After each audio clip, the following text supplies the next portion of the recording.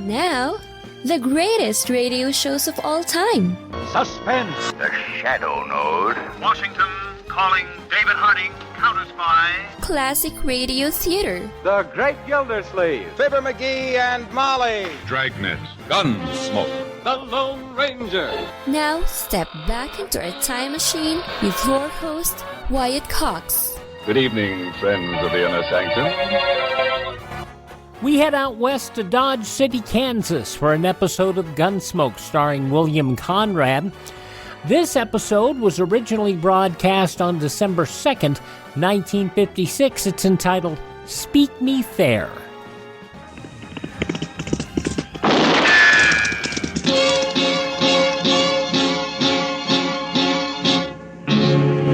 Gunsmoke.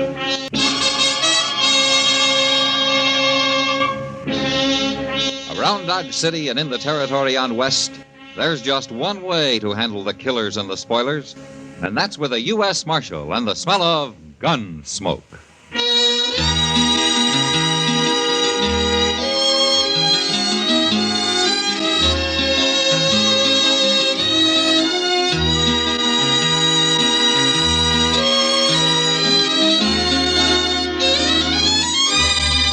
Gunsmoke, starring William Conrad. The story of the violence that moved west with young America. And the story of a man who moved with it. I'm that man, Matt Dillon, United States Marshal. The first man they look for and the last they want to meet. It's a chancy job, and it makes a man watchful and a little lonely.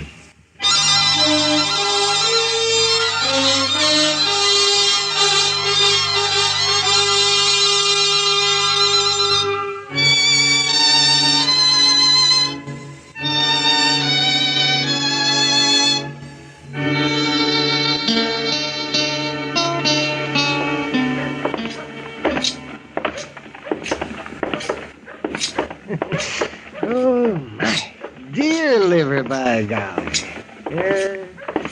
Dear liver. Matt, that was the best gall-darn breakfast I've had since way last spring. Yeah, it was pretty tasty at that, wasn't it, Doc? I could have ate 2 pounds all by myself. You did eat 2 pounds, Chester. I did? That's the best thing about winter's coming on. You start getting some decent food for a change. You get antelope, and you get venison, prairie chicken, mallards. Instead of that stinking salt pork every morning. You know, Doc, you're a lucky man. You only got 2 worries in life, your next meal and your next fee. Worries? Those are both pleasures, Matt. Oh, and speaking of fees, there hasn't been a killing in town for quite a spell. Why don't you stick to curing people, Doc? Because I can't live on fine promises from starving sodbusters. That coroner's fee is cash in the pocket. Well, here we are. This is where I leave you, gentlemen. See you later, Doc. Yeah. What are you aiming to do, Matt? Go down to your office and prop your feet up and cheat the government for the next 12 hours? No, I'm going to ride out to the Traitsch place. He's been losing some stock the last few nights. You talking about old Silas Traitsch? Uh-huh. He called me out there 3 years ago when his wife died, after it was too late to help her. And he talked me down to half fee. And then he didn't even pay me. Well, I'll admit he's not too easy to get along with. Hey, Doc, look. Yeah? Up there in front of your office. Well, I got a patient already. Well, that's just a kid. He's hanging onto the door. He can't even stand up. Come on. Why, it's a young Indian boy, Matt. Yeah. Here, now take it easy, son. Here, let me give you a hand. Get his other arm, Chester. Yes, sir. Let me open the door here. Yeah. Let's set him down here, Chester. That's all right, boy. There. What do you think's wrong with him, Doc? Well, I don't know. He doesn't seem to be cut up or shot any. What's the trouble, boy? What happened to you? Maybe he just don't know the language, Doc. Yeah, that could be. He kind of gives the impression he knows what we say to him, though. Is that right, boy? He looks like a Kiowa from his moccasins and that head, man. About 9 years old, wouldn't you say, Doc? Yeah, 8 or 9. Let's see. His pulse is jumping like a scared rabbit. Nobody's going to hurt you, boy. Chester, go over to the Dodge House and see if there's a scout or a buffalo hunter in town, huh? Somebody who can speak Kiowa. All right, sure. It's funny. He won't even try to talk. He keeps his mouth tight shut. Yeah. Hey, wait a minute, Doc. What is it, man? Son, open your mouth. Come on now. Open it. Good Lord, man. Somebody's cut his tongue out.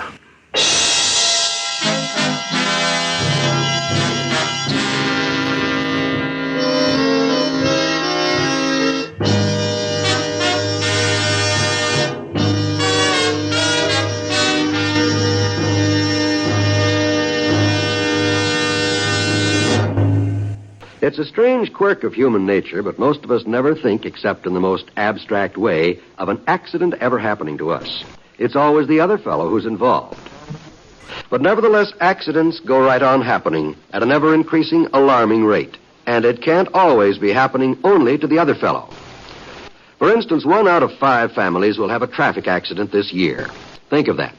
And how can you be sure you won't be that one? Well, there's one way of piling up some percentages in your favor. A few simple precautions will guarantee better accident odds for your family. For one thing, remember it's not always easy to stop quickly in wet weather. Drive so that you can stop when and if you want to. And always drive with a clean, clear windshield. There are a great many safety precautions, and for the most part, it's simply a matter of applying common sense to driving. Just remember to drive as if your life depends. December 2nd, 1956, Gunsmoke on Classic Radio Theater with Wyatt Cox. People in free countries abroad, no matter what their current image of our nation may be, are curious to know more about America and Americans. The printing presses of the Soviet Union are working at full speed to make sure that the picture they get of the United States is a slanderous one, a distorted view of our nation and its citizens. The range of books distributed by the communists throughout the free world is enormous, and their sheer volume staggering. There is something you can do as an individual to make sure that students and interested readers are able to learn the truth about us through a program called Books from America. Take a look at your bookshelves. If you have American literary classics, recent American histories or geographies, modern English grammars and language study texts, these in good condition and hard-bound, you can help combat communist propaganda. Mail them to Books from America, Box 1960, Washington 13, D.C. That's Books from America, Box 1960, Washington 13, D.C. Now on Classic Radio Theater with Wyatt Cox, back to Gunsmoke, December 2nd, 1956.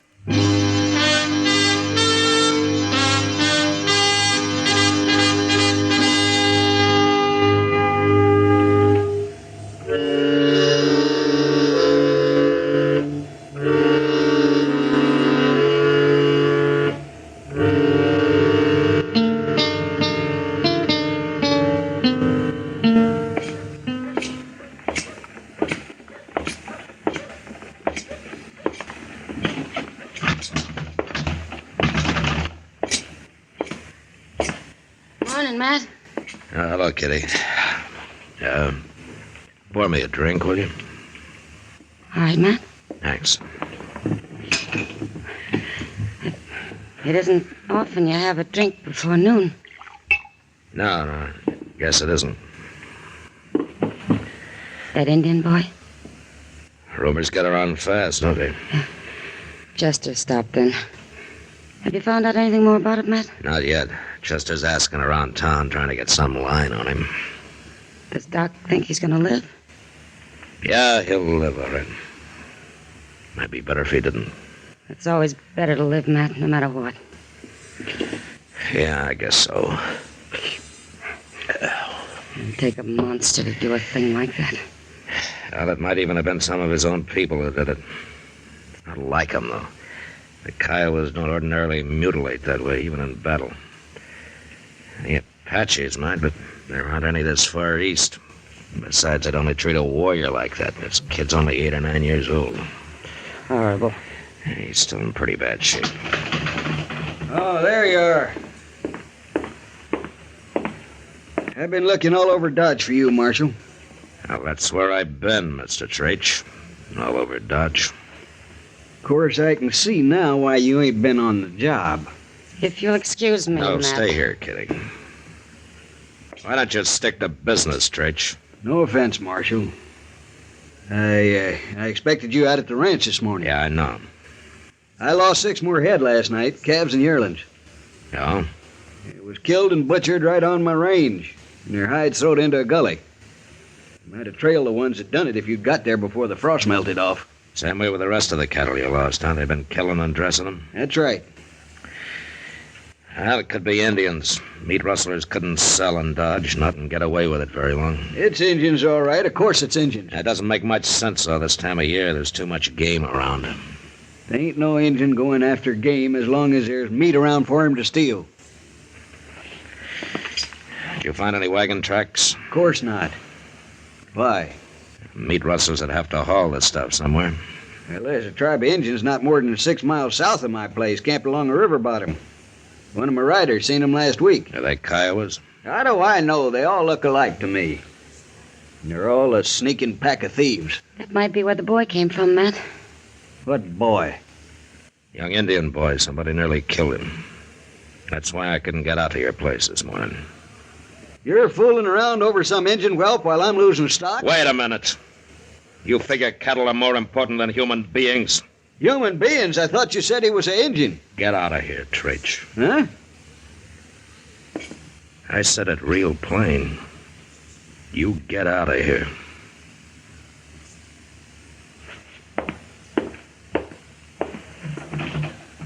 What about my cattle, Marshal? Whenever I get time off from more important jobs.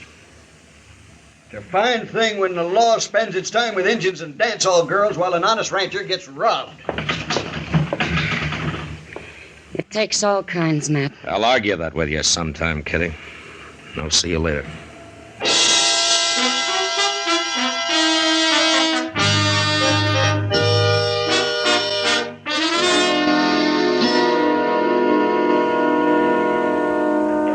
Let me tell the chief marshal.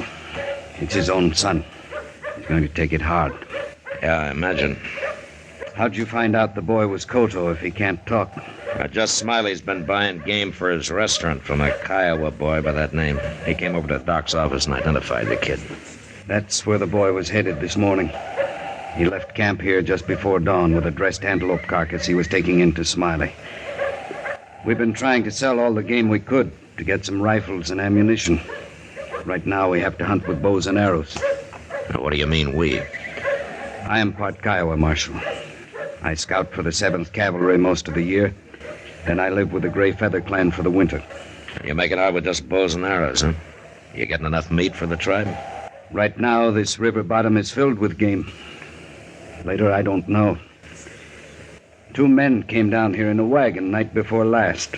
Had 8 or 10 carcasses of young beef they wanted to trade for horses.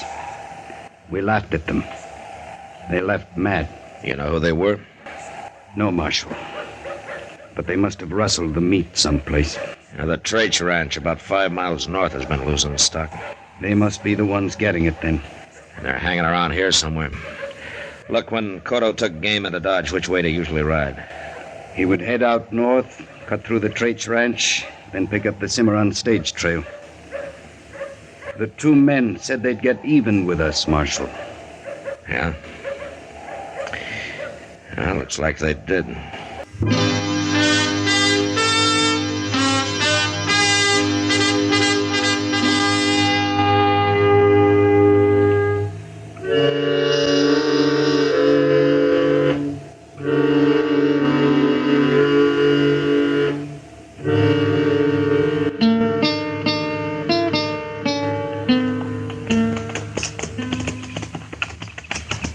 Ain't we getting pretty close to old Traitsch's Ranch, Mr. Dillon? We're on it, Justin. The house ought to be about 4 miles north of us. Could be 400 feet and we'd never see it in this cussed underbrush. Now, that's the way the kid came. When his trail leaves the bottomland, we'll leave it too. There's another patch of soft ground yonder. Yeah, let's go take a look. Yeah, those are his pony tracks, all right. Dug in deep, too. Still had that antelope carcass with him. Well, let's take a breather. Now, that's a mighty welcome word, Mr. Dillon. Goes right along with payday and soup's on. That's right, Chester. There's nothing like having ambition. Keeps a man on his toes. Hey, listen to that. Wait a minute. It's a wagon. Coming this way. You reckon it's them two fellas? I don't know, but let's get these horses off the trail. Come on.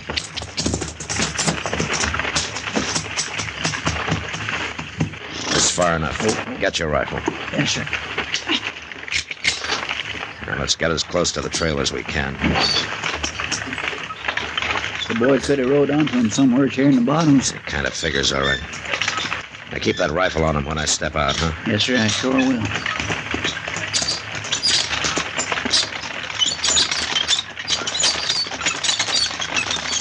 Hold up there! Hold up! Come on! What's the trouble, mister? Get down off that wagon. Is this a hold-up? Down on the ground, both of you. Come on.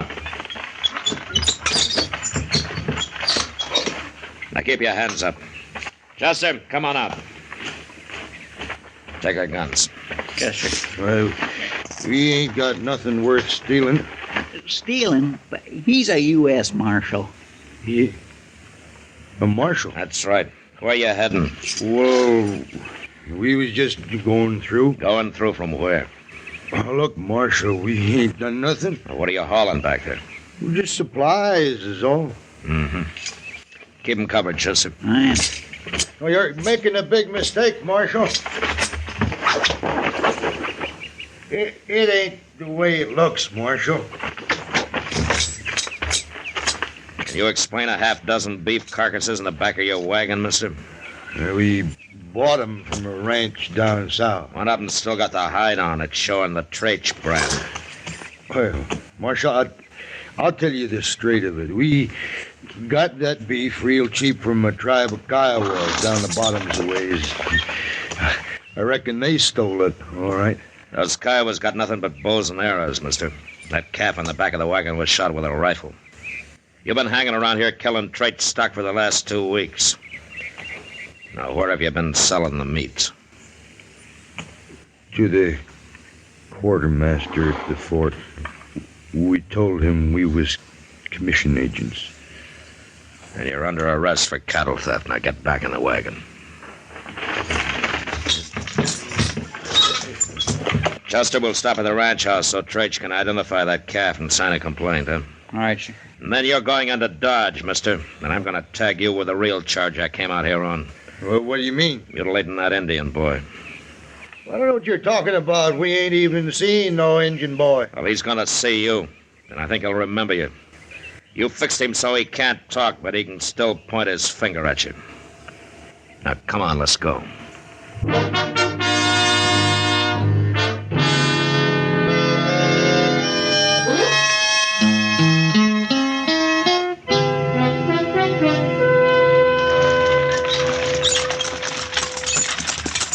All right, you, pull up that team.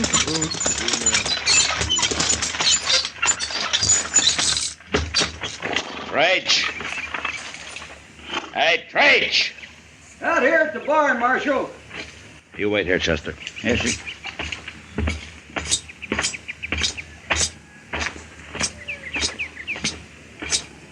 Well, so you finally did make it out here. Yeah, I made it, Traitsch. I got the 2 men who've been stealing your beef. You have? They've been selling it over at the fort. Chester's got them up there in their wagon. I guess I won't need this rifle then. I was about to ride out and have a look around. What's the matter, Marshal? I, just noticed that antelope carcass hanging there in the barn. Looks like a good fat one. I shot it early this morning down in the bottoms. I was just fixing to cut it up. You shot it, huh, Traitsch? Sure it did. With a bow and arrow? That's not a rifle wound. I don't know what you mean, Marshal. So you're the one who hurt that boy, huh? It was a mistake, Marshal. One anybody might make. I seen him riding through the bottoms this morning with that carcass on his horse. I thought it was one of my calves. So I roped him off and the horse run on and Well, He took a knife to him. I figured it might teach all them thieving Injuns a lesson. I didn't find out till later it was an antelope he had. Traitsch, you were the rottenest man I ever ran into. Now, let's be reasonable, Marshal. There ain't no harm done. He's just an Injun brat, worthless, sneaking. You're under arrest, Traitsch. From December 2nd, 1956, Gunsmoke on Classic Radio Theater with Wyatt Cox, the conclusion of Gunsmoke, and the conclusion of a Yours Truly Johnny Dollar story follows these important messages from your favorite radio station. Thanks for tuning in.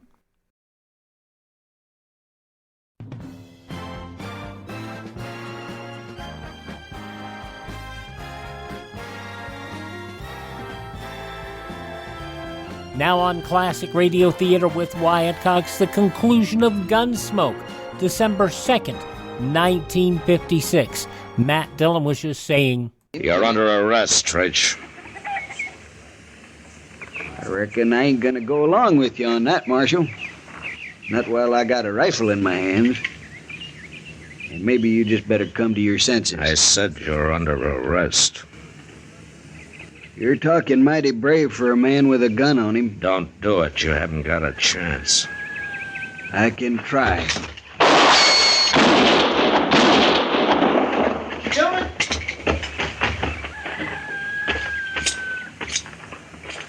I'm glad you tried. Mr. Dillon? You all right? Yeah, I'm all right, Chester. Why, that's Silas Traitsch. What happened? What did he do? What did he do? That little boy back in Dodge would tell you, Chester. If he could.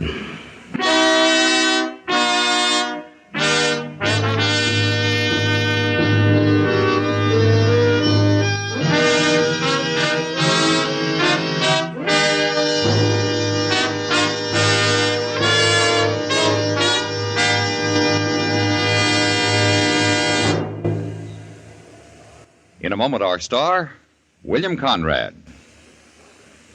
The world is in a chaotic state these days. Maintaining world peace requires much more than military strength.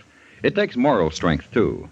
That moral strength can come from our spiritual advisors, our ministers, priests, and rabbis. Educating our children in the right way, teaching them to love and fear God, can help to build morally and spiritually strong young men and women out of them. Many of us have personal troubles, some of which seem insoluble. Contact with God will provide the necessary comfort and strength to carry on under even the most trying circumstances. Get into the habit of attending your church or synagogue regularly, and don't go alone. Take a friend with you, or better still, take your whole family. Families who worship together stay together. There come times in all our lives when we feel the need of advice or comfort from a spiritual advisor. How much more helpful he can be if we are in regular communication with him through weekly worship. Make America spiritually strong. Attend your church or synagogue each week. And now, William Conrad. You know, on the frontier, a man's reputation was sometimes based on his ability as a gunfighter and the number of men he'd killed. But next week, Dodge watches a man lose everything he values without a shot being fired. And that was the West. Gunsmoke. Produced and directed by Norman McDonald, stars William Conrad as Matt Dillon, U.S. Marshal. The story was specially written for Gunsmoke by Les Crutchfield, with editorial supervision by John Meston. The music was composed and conducted by Rex Corey. Sound patterns by Ray Kemper and Tom Hanley. Featured in the cast were Harry Bartell, Vic Perrin, and John Daner. Harley Bear is Chester, Howard McNear is Doc, and Georgia Ellis is Kitty. Join us again next week for another story on Gunsmoke. December 2nd, 1956, Gunsmoke on Classic Radio Theater with Wyatt Cox. And as Bob Bailey is fond of saying, time for the wind-up. Part 5 of the 5-part Yours Truly Johnny Dollar story, The Henderson Matter. This episode originally broadcast December 2nd, 1955. From Hollywood, it's time now for Johnny Dollar. I have a call for you from Hartford. Go ahead, please. Johnny? Right here. Connors at Paramount Adjusters. Say, what was this wire, Johnny? You serious about denying liability to Mrs. Henderson? I sure am. I think it'll bring the whole thing out in the open. This is pretty serious. Have you got any concrete evidence death wasn't accidental? Jim, I have a copy of the coroner's inquest. Concrete evidence that Mrs. Henderson lied under oath. She said her husband was drinking the morning he died. Everybody here believed he was a little crocked when he fell out that hotel window. I've got proof that he didn't have a drink that morning. What proof? No bottle in his room. No bottle brought there. Nothing. What do you say? Don't make a move, kiddo. I'll get the first plane.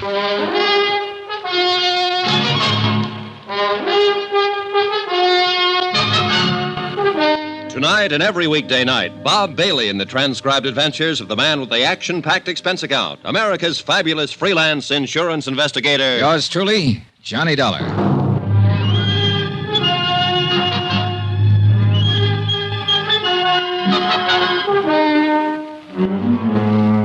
Expense account submitted by Special Investigator Johnny Dollar to Paramount Insurance Adjusters, Hartford, Connecticut. The following is an accounting of expenditures during my investigation of the Henderson Matter.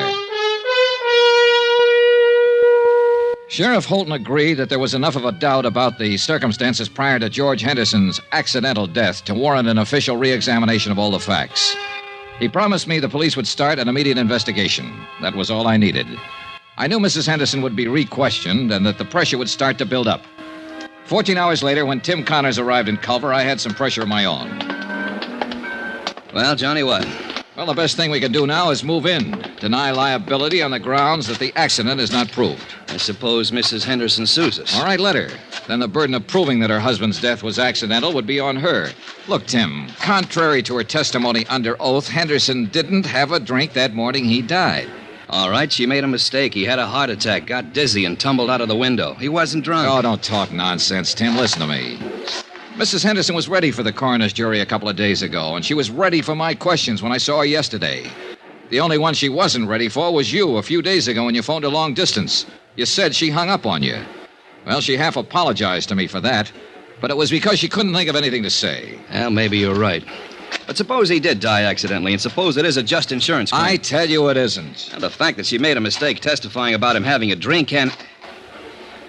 Hey, Johnny, do you have anything else? 3 things. Instinct, experience, and statistics. Pauline Henderson's a young woman. She married a wealthy older man. With him out of the way, she has all his money and all her youth. All right, I'm going to phone the company as soon as I can find a phone. Tell them I'm working for evidence, and the best way to get it is to bring Mrs. Henderson out in the open. File a complaint against her. What charge? Suspected murder. Oh, no, Johnny, that'd get us in all kinds of trouble. Remember the drink, Tim. Henderson didn't have the drink. Now, we'll have to have more than that. I'm sorry, Johnny. All right, I'll get you more.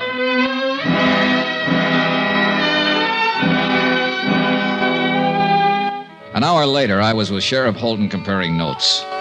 He reported that after questioning Mrs. Henderson, she admitted she might have been mistaken about Henderson drinking the morning of his death. She wasn't sure. But Eve Holton said what we both were thinking. You went in front of the coroner's jury and gave a misleading impression, son. Made us think that George was drunk and stumbled out the window. Well, we better find out who helped her pull this off. Sheriff Holton had every man in his office working on the case by then. It was a long, tedious job of combing over everything in Pauline Henderson's background to find a possible accomplice. About 5 in the afternoon, I drove to the Henderson Ranch with Holton. Mrs. Henderson was out, but we interviewed one of the servants. That's right, sir. Once, twice a week. Uh-huh. You know where she drove to on these trips? I have no idea. Mrs. Henderson get up early in the morning, be gone all day. How do you know she went out of town? Well, she generally take a small suitcase with her, change her clothes. You don't take those when you're visiting a friend in town, do you? Tell us what car she'd use on these trips. A Cadillac. Always come back covered with mud and ice. Always have to be washed up. Mr. Henderson used to complain about that. About the car being dirty? About the trips, mostly. He and Mrs. Henderson had some pretty good arguments about him. He'd say Mrs. Henderson shouldn't visit that man. What man? Just that man. I never knew who it was they argued about. You've known Mrs. Henderson quite a long time, huh? Yes, sir. Knew her when she was a little girl, when she first came here. Saw her grow up, go away to school, go away to Europe, come back a little more grown up, and a little different every time. Were you surprised when Mr. Henderson married her? Well, no. Well, yes, guess I was. Because she was so much younger? Not that so much. Mr. Henderson, he had something about the plains and cattle and mountains about him. When he moved, it was as big as all them things. Mrs. Henderson was different. She didn't fit in here? Is that what you're trying to say? I think she fit. Not like him, though. Before they were married, they were sort of like good friends. They'd ride horses and go hunting and laugh and talk about different things. Mrs. Henderson, she traveled Europe, saw so many things and places in the world. She fit here, but then she didn't belong here. I feel awful about Mr. Henderson's being dead. If there was anything wrong with the way he died, I'd like it to be fixed. Mrs. Henderson will probably fire me for talking like this, but I don't care. This house just isn't the same no more.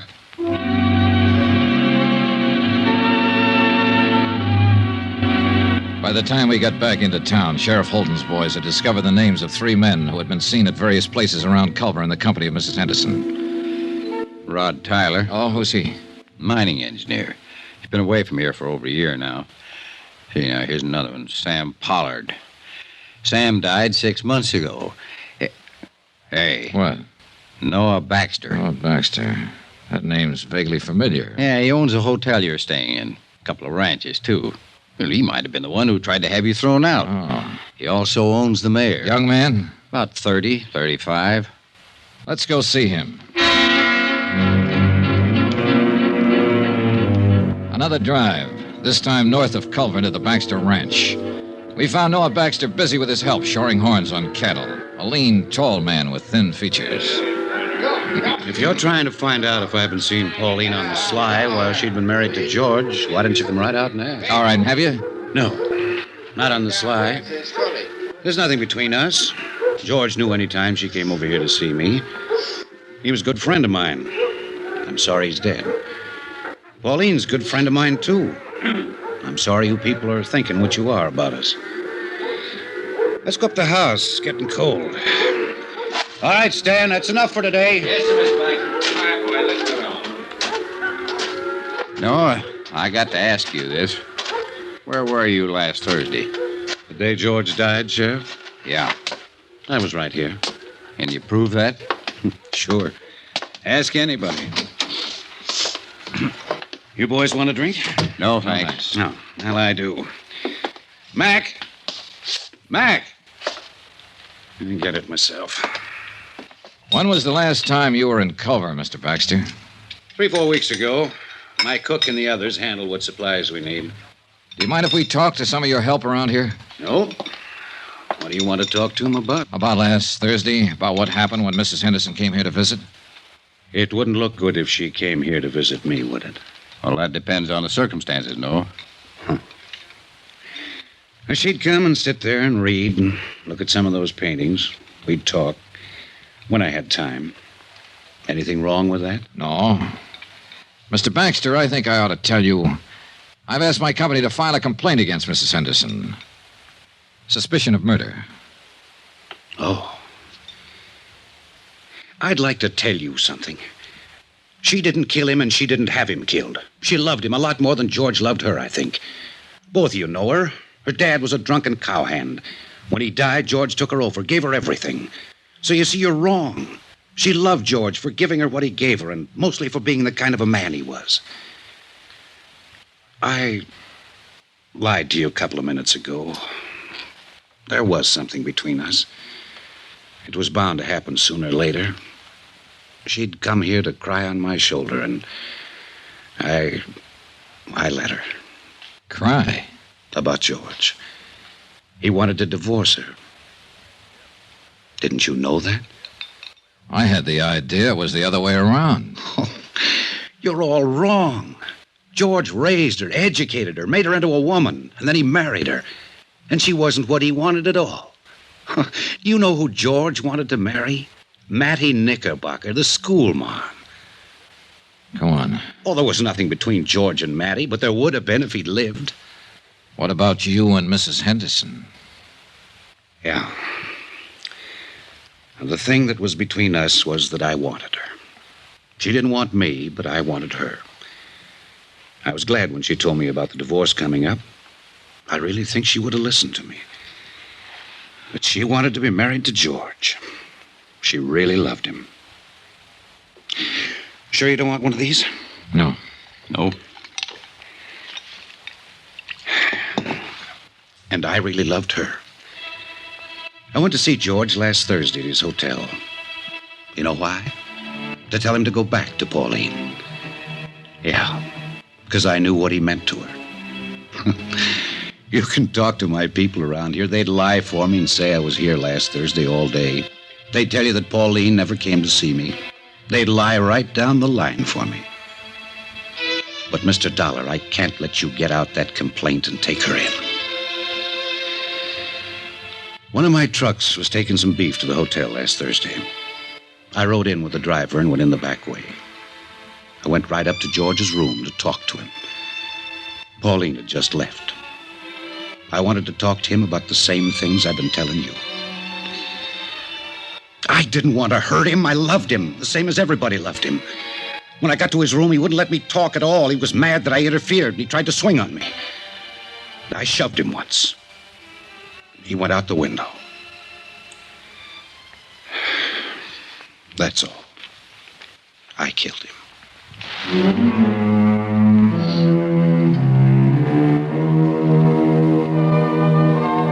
Expense account item 8, $58.15, hotel and food while in Culver, Montana. Item 9, same as item 2, transportation by train and plane back to Hartford. Item 10, $88, miscellaneous. Expense account total, $802.50. Remarks? We still had to pay double indemnity. Mattie Knickerbocker, Pauline Henderson, Noah Baxter, they'll pay another way. With the hurt that comes to nice people. Yours truly, Johnny Dollar.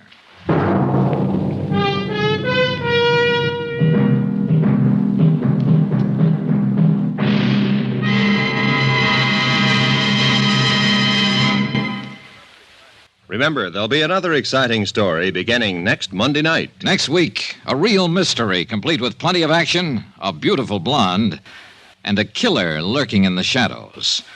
Join us, won't you? Yours truly, Johnny Dollar.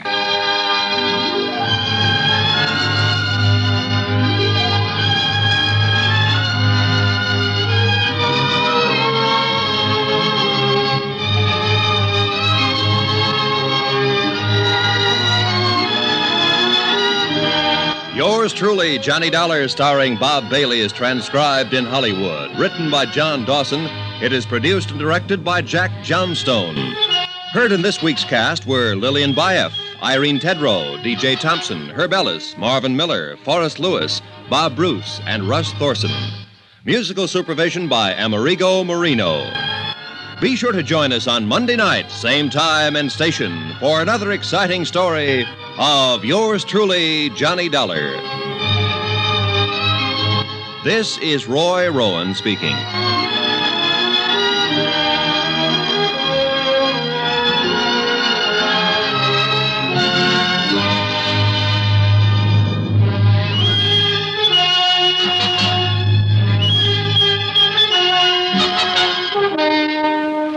From December 2nd, 1955, yours truly, Johnny Dollar. Thanks for tuning in to Classic Radio Theater with Wyatt Cox.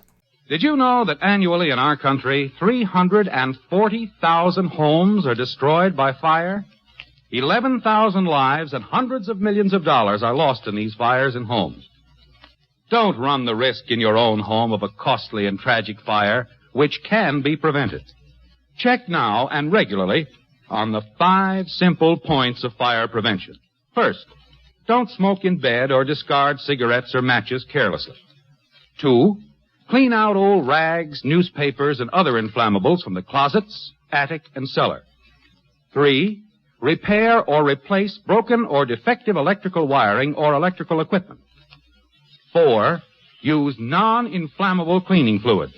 And 5, keep matches in a safe place, out of the reach of small children. It is a simple fact that nearly all the fires which destroy American homes could be prevented if these simple rules are followed. So, follow them in your own homes. Remember, don't gamble with fire. You can't win. And you know, my friend Ted over at RadioMemories.com has a lot of classic radio programs, including a full lineup of yours truly, Johnny Dollar, going back to the Charles Russell and John Lund shows, going all the way through all of the Johnny Dollars with Bob Bailey and then Mandel Kramer. You can contact Ted at RadioMemories.com. He has shows available on cassette, CD, or flash drive for your computer. That's at RadioMemories.com. And a reminder, come visit my webpage, classicradio.stream. Stream our shows on demand.